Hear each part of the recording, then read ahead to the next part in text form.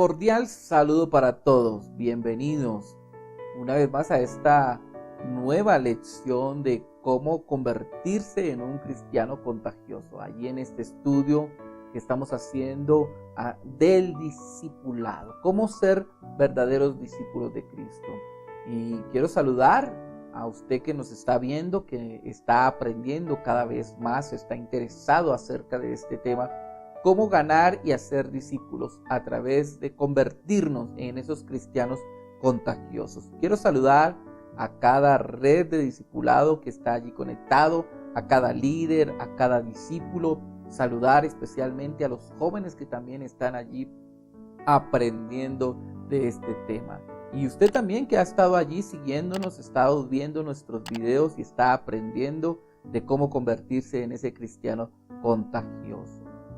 Bueno, ya en las lecciones pasadas hablamos acerca del primer elemento de nuestra fórmula, la alta potencia, y vimos que alta potencia podemos serlo siendo nosotros mismos, teniendo compasión y el sacrificio. Ya en esta segunda oportunidad o sección estamos hablando acerca de este segundo elemento de nuestra fórmula para el máximo impacto, y es acerca de la estrecha cercanía. Ya en el video anterior aprendimos de cómo las relaciones son una oportunidad estratégica para poder alcanzar al perdido o para poder llevar el mensaje del Evangelio de salvación de Cristo. Hoy en esta oportunidad vamos a ver cómo relacionarnos con los inconversos. Y en el próximo video encontraremos entonces la forma de acercarnos más apropiada para cada uno de nosotros. Es decir, una herramienta en la cual se amolde a cada uno de nosotros para poder acercarnos allí a nuestros amigos y familiares que aún no conocen del Señor. Bien, entonces bienvenidos a todos a esta nueva lección número 17, relacionándonos con los inconversos. Y quiero empezar hablando acerca de las fiestas o de las reuniones. La gran mayoría de nosotros crecimos en ambientes muy diferentes a los que hoy, como creyentes convertidos de Cristo, estamos viviendo.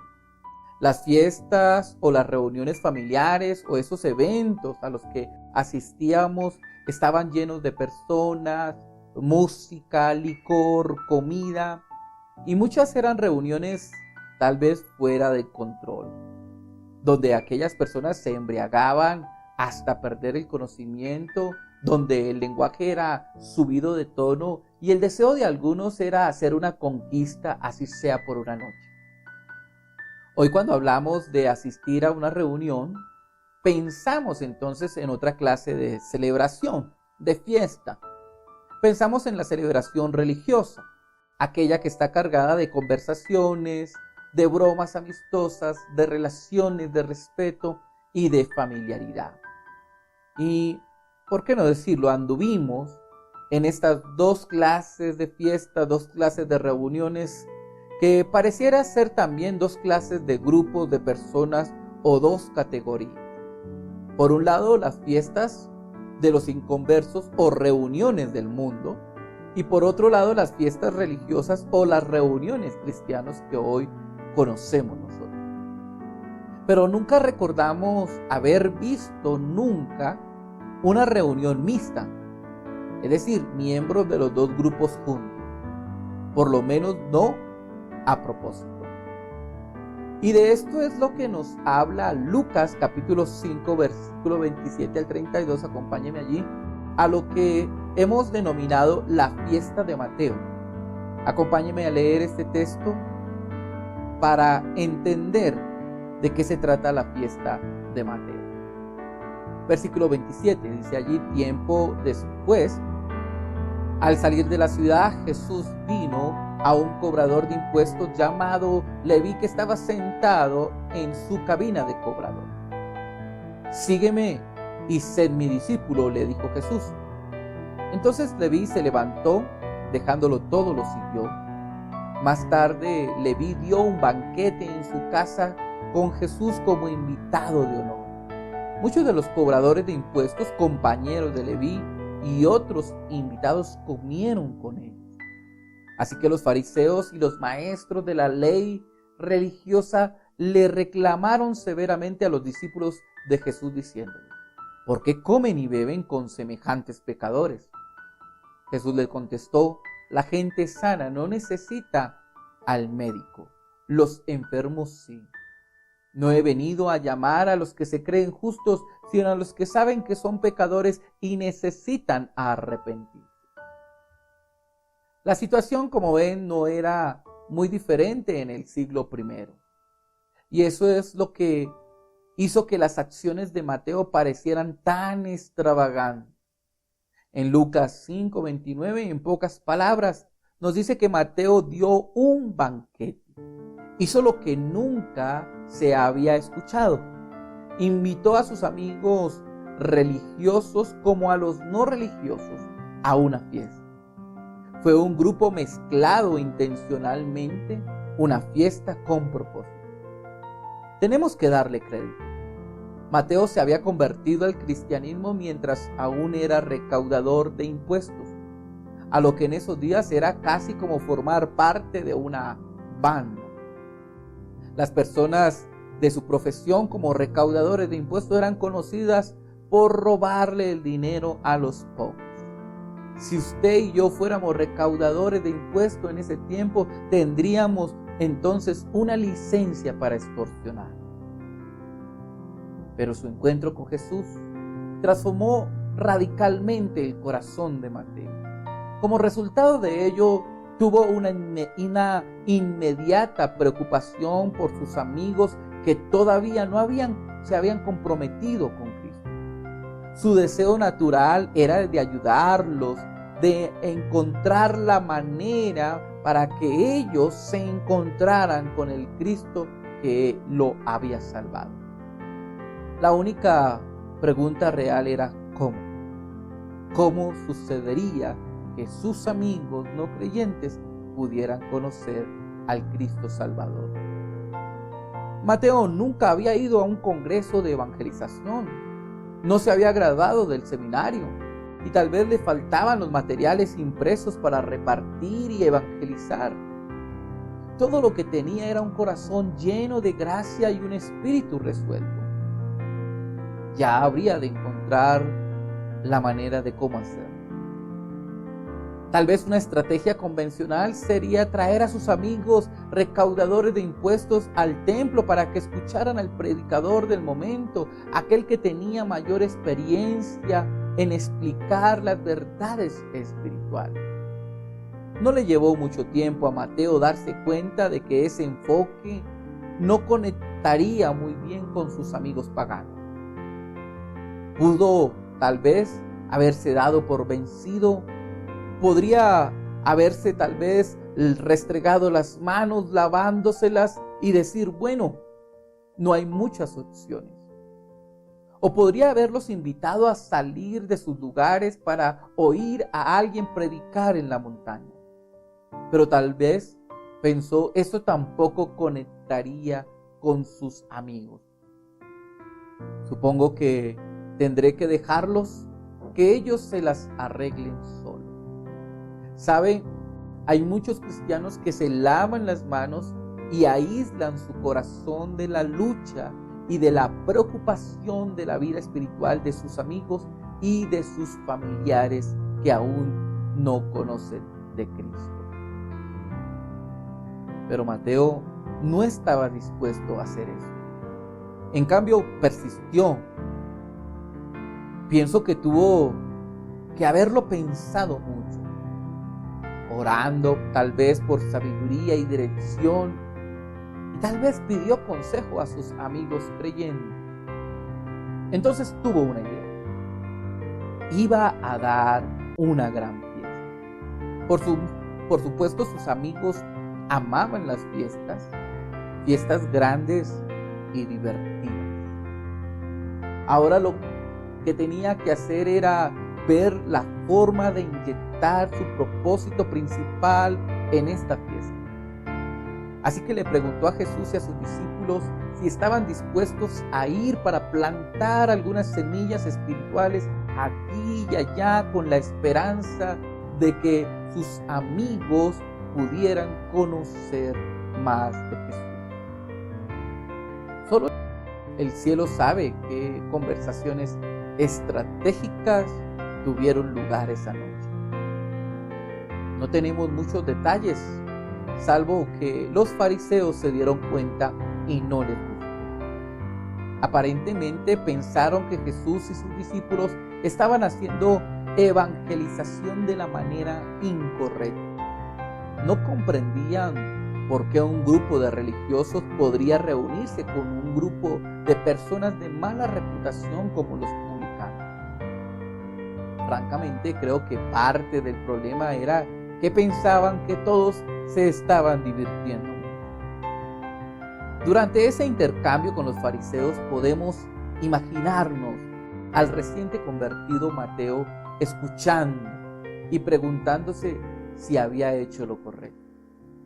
Después de todo, era su primer esfuerzo para evangelizar a sus amigos. Pues pensó, debía haberlos arrastrado a mis amigos al templo mejor. O tal vez debí irme simplemente y no intentar nada. Ahora todo el mundo está molesto. Dejaré la evangelización para los profesionales, pensaría tal vez allí Mateo. Pero de repente oyó que Jesús defendía sus acciones. Jesús lo halagó la idea de la fiesta de Mateo, recordándole a los fariseos que la gente enferma es la que necesita el médico. ¿Qué tiene de bueno?, dijo irónicamente Jesús, que los médicos dediquen tiempo a la gente sana. Y está bien enfocarnos entonces en aquellos que no son espirituales con el propósito redentor de Dios. Si bien el texto no presenta detalles sobre qué sucedió después, podemos imaginarnos a Jesús luego de contestarle a los fariseos colocando el brazo sobre el hombro de Mateo y diciéndole: buen trabajo, Mateo. Pensaste en las necesidades espirituales de tus amigos y viste las opciones para satisfacer esas necesidades y luego fuiste creativo. Qué buen ejemplo el de Mateo. Aprendamos entonces del ejemplo de Mateo y aquí veamos entonces 3 principios que se aplican o deberían aplicarse incluso hoy en nuestros días. Lo primero es que valorar la condición espiritual de nuestros amigos o familiares no creyentes. Es decir, es pensar también en la necesidad, no solamente es convertirnos nosotros, sino pensar también en la condición en la que quedan nuestros amigos, en la condición en la que quedan nuestros familiares que no conocen a Cristo, que no tienen el privilegio de ser salvos como usted o como yo. Es valorar esa condición y preocuparnos a tal manera en que debemos hacer algo por ellos. Lo segundo es evaluar las técnicas de evangelización tradicional que actualmente no están funcionando y, ¿por qué no?, empezar a ser creativos. Esto nos lleva a evaluar, a mirar qué estamos haciendo con la evangelización, qué funciona y qué no nos funciona, y empezar a orar y ser creativos para decirle al Señor: dame una estrategia para alcanzar a mi familia, para alcanzar a mi vecino, para alcanzar a aquellos amigos que aún no te conocen. Y 3, no lavarnos las manos frente a la evangelización y el plan redentor de Dios por el perdido. Es decir, no importarnos lo que a los demás los pasen y no hacer nada porque ellos puedan también recibir de este regalo precioso de la salvación. Creo que esto es una invitación a hacer lo mismo. Creo que Dios nos desafía a hacer lo mismo que hizo Mateo, a pensar en la condición espiritual de sus amigos y familiares que no conocen de Cristo.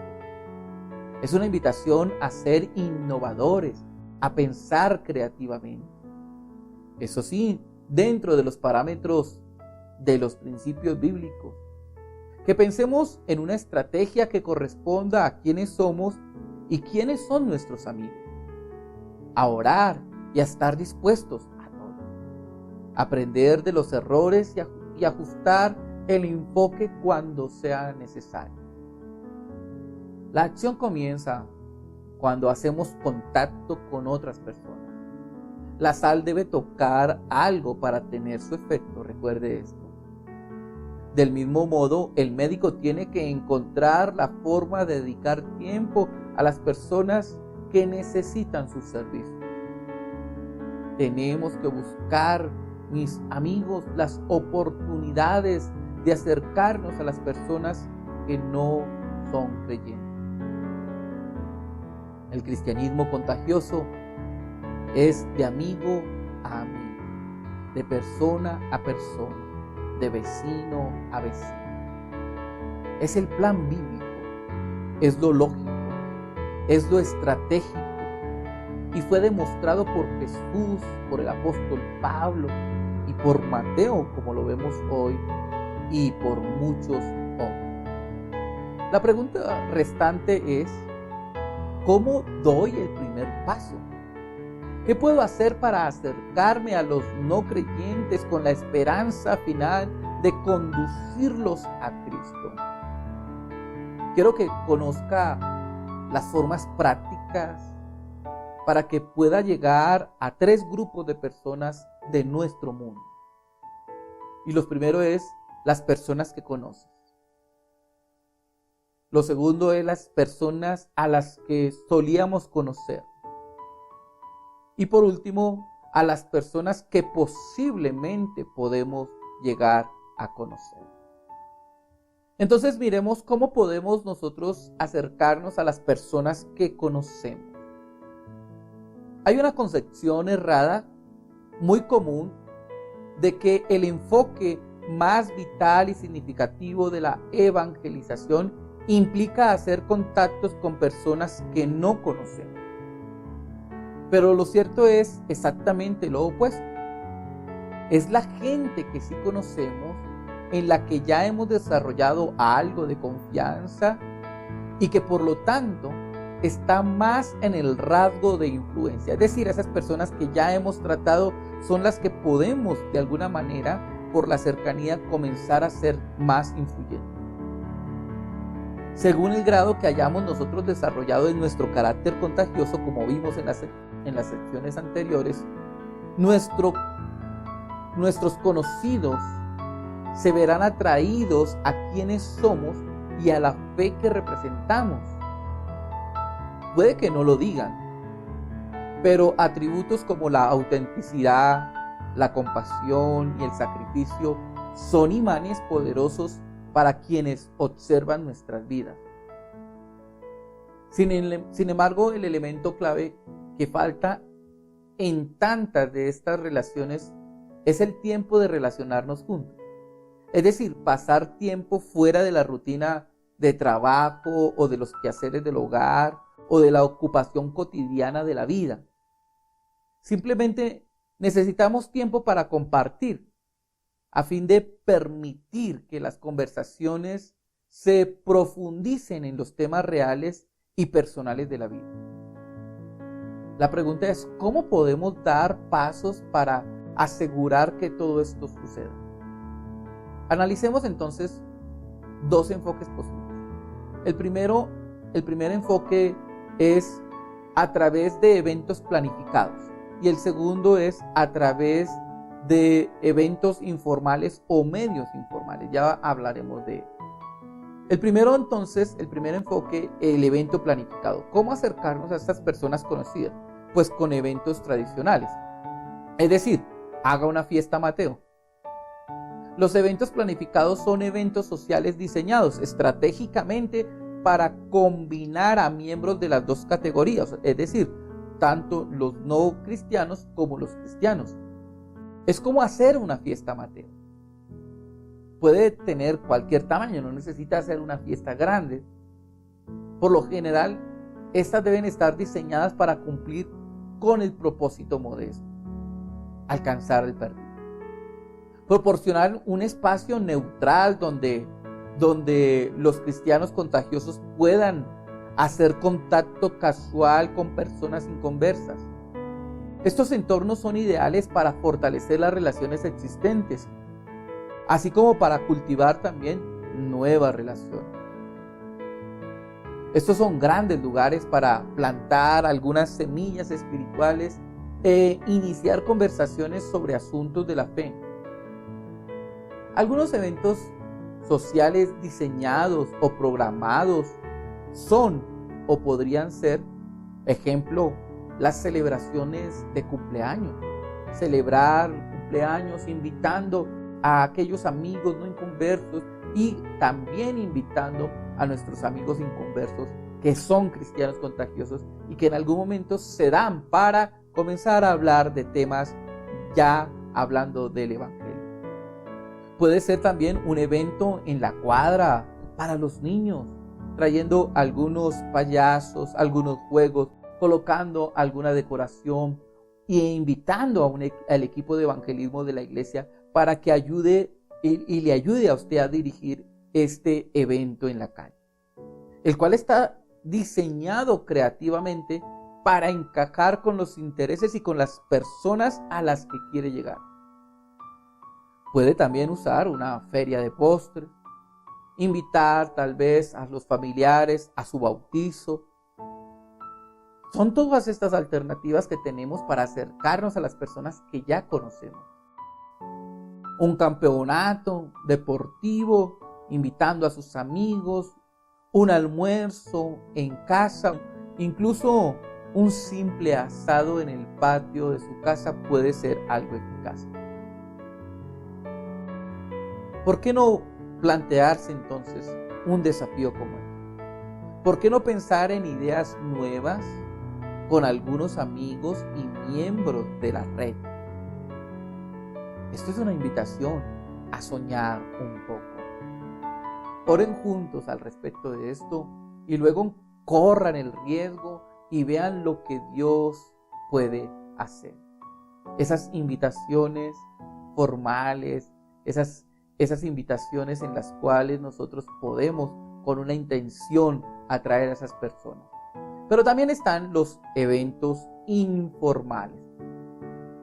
También puede utilizar aquellas actividades comunes y diarias que no son planeadas, pero que constantemente realizamos en nuestro diario vivir. Esto nos ayuda a no pensar y llenar nuestras agendas sobrecargadas de actividades nuevas, es decir, ahora toca hacer algo más. No, podemos utilizar las que ya manejamos a diario, por ejemplo, compartir una comida. Todos los días comemos, ¿no es cierto? ¿Por qué no invitar a un compañero de trabajo no cristiano a almorzar o a un vecino a reunirse en un fin de semana simplemente para comer algo? No necesita planear, es algo que se hace a diario. ¿O por qué no invitarlo a observar un partido si ambos son fanáticos de un deporte o de un mismo equipo? ¿Por qué no reunirse para ver el partido intencionalmente para ir generando esa amistad y poder compartir el evangelio? O invitar a alguien a una actividad deportiva que generalmente usted realiza, si sale a correr, si sale a montar bicicleta, si está en el gimnasio. Son esas actividades informales que no hay que planearlas, sino que allí mismo se pueden dar. O tal vez cuidar de los niños de un amigo o de un familiar. Las relaciones con los vecinos pueden profundizarse, tomando estos turnos para cuidar a sus hijos y ayudarles. Esto hará que los hijos y sus vecinos tengan la oportunidad de ver una familia cristiana en acción. Utilice también las actividades que se desarrollan en su trabajo de manera estratégica. Si en su trabajo en determinado momento realizan algunas actividades, utilícelas usted de manera estratégica para hablar de Cristo. También puede agregar a esta lista de ejemplos situaciones e intereses propios. Lo que es importante es que planifique encuentros, que sean naturales tanto para usted como sus amigos. Eso es con la gente que conocemos. Pero también podemos empezar a tener ese codearnos con esos inconversos a través de gente que solíamos conocer. Este es otro grupo al que generalmente se pasa por alto, que tiene grandes posibilidades. Me estoy refiriendo a la gente de su pasado con los que ha perdido contacto. Tal vez muchos al convertirnos a Cristo hemos dejado a otras amistades del pasado y las hemos olvidado. De estas personas son las que estamos hablando. Son pocas las personas que hacen el esfuerzo de mantener un contacto con sus conocidos una vez hayan dejado o abandonado algún sitio específico. Es decir, al salir de estudiar, al terminar la universidad, al salir de un trabajo o cambiarse de vecindario. Entonces uno termina olvidando a ese tipo de personas. Incluso amistades que eran relativamente estrechas suelen disolverse al cabo de un año o dos, luego de que una de las dos partes se termina mudando de la ciudad. Entonces, si alguien llama a un excompañero de trabajo, de clase, él o ella se sienten agradablemente sorprendidos y dispuestos a la idea de encontrarse para ponerse al día. Lo que hace esta oportunidad que sea tan emocionante es que hay un factor incorporado, es la curiosidad de ambos lados, esa curiosidad por saber cómo habrá crecido o cómo habrá cambiado la otra persona que tal vez por algún tiempo, por seres compañeros, no saben el uno del otro. Debido a ese factor de curiosidad, las personas ni siquiera tienen que haber sido grandes amigos cercanos. Solo quiere saber qué ha pasado con usted. La pregunta es, ¿a quién podría llamar usted? ¿Qué relación podría restablecer de amistad con el fin de ganarlo para Cristo? Piense en alguien, una amistad que tal vez dejó, que no ha llamado, que tal vez puede restablecer para ganarlo para Cristo.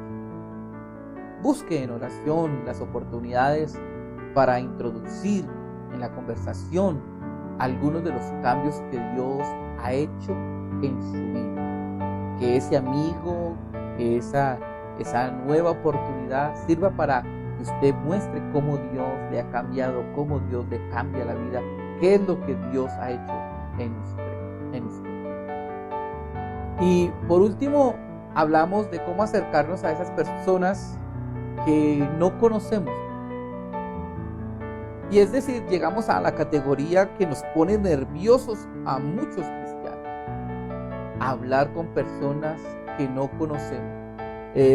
Hablar con personas que uno conoce o restablecer relaciones con antiguos compañeros, pues no suena tan mal.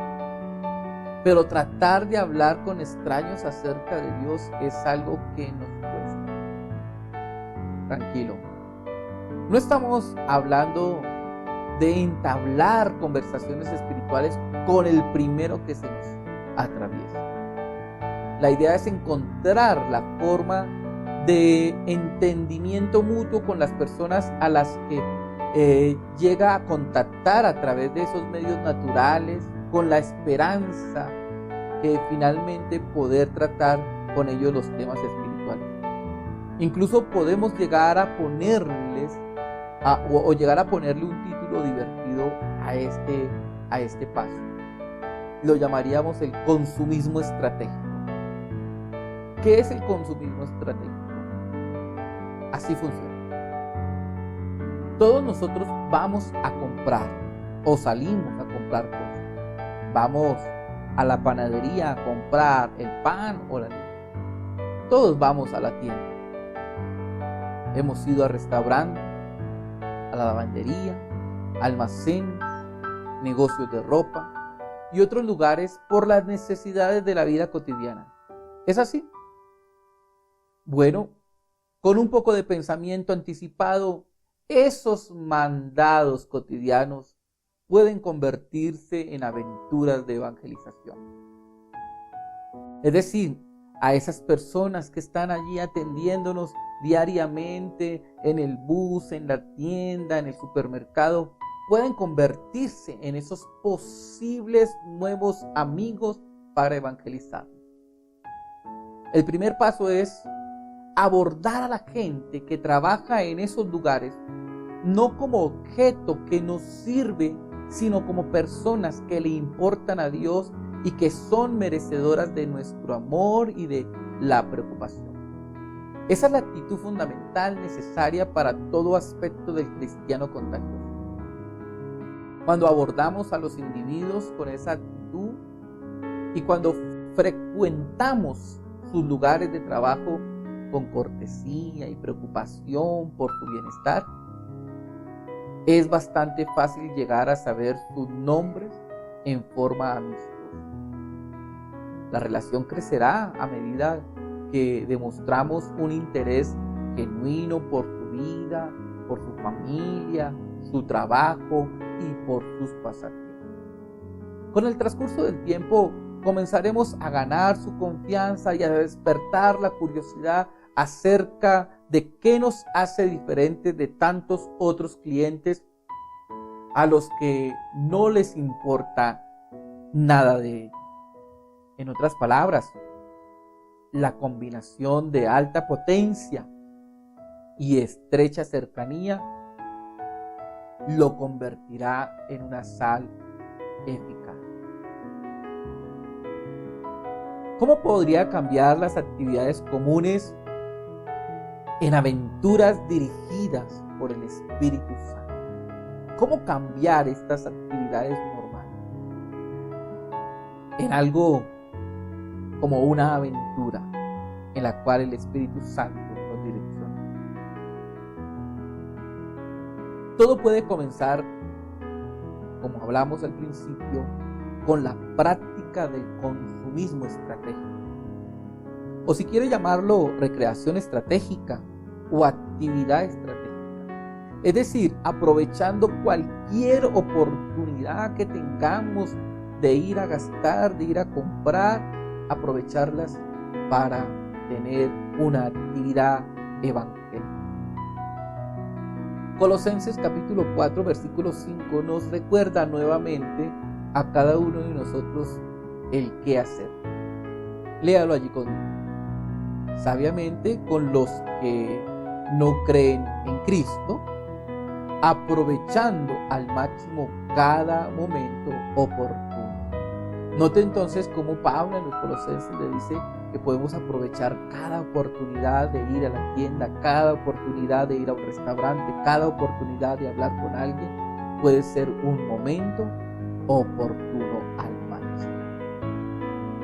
Hechos tan simples como almorzar o practicar un deporte con alguien que necesita conocer a Cristo puede dar inicios a un proceso que podría tener un buen final. Bueno, esto es un privilegio, ser usados por Dios para contactar a las personas con el propósito de impactar espiritualmente sus vidas en una manera que no solo durará en esta vida, sino que también durará para siempre. Concluyamos entonces aquí, mis amados, recordando los 3 principios del ejemplo de la fiesta de Mateo. Recuerde, el primero es valorar la condición espiritual de nuestros amigos, familiares y no creyentes. Es decir, reconsideremos en la situación en la que ellos se encuentran. Segundo, evaluemos las técnicas tradicionales con las que actualmente no están funcionando y podamos ser creativos para tener nuevas técnicas y nuevas maneras de evangelizar. Y 3, la fiesta de Mateo nos enseña a no lavarnos las manos frente a la evangelización y el plan redentor por el perdido, es decir, no hacernos los de la vista gorda. La fiesta de Mateo es una invitación a acercarnos a los propósitos divinos por medio de eventos planificados. o eventos informales a diario, para poder alcanzar tanto a los conocidos como a aquellos que solíamos conocer y aún a los que no conocemos. Bien, queremos entonces que podamos reflexionar. Quiero que usted allí junto con su red pueda reflexionar acerca de esta importante lección que hemos visto hoy y que pueda allí, número 1, socializar entre su red, entre su grupo, qué tanto piensa en la condición espiritual de sus amigos o familiares. Es decir, usted ha pasado tiempo, ha pensado en ellos, ha pensado en su familiar, ha pensado en cómo sería si ellos llegaran a morir, a dónde irían, o tal vez no ha pensado jamás en ellos, no se ha preocupado por ellos. 2, piense en eso. Si su respuesta es que sí ha pensado en ellos, ¿qué ha hecho para que ellos entonces reciban y conozcan al Cristo que ahora usted tiene? Si está pensando en la salvación y en el problema que ellos tienen, ¿qué está haciendo para que ellos hoy tengan la solución? 3, socialice allí con su grupo. ¿Qué clase de técnicas tradicionales de evangelismo han realizado?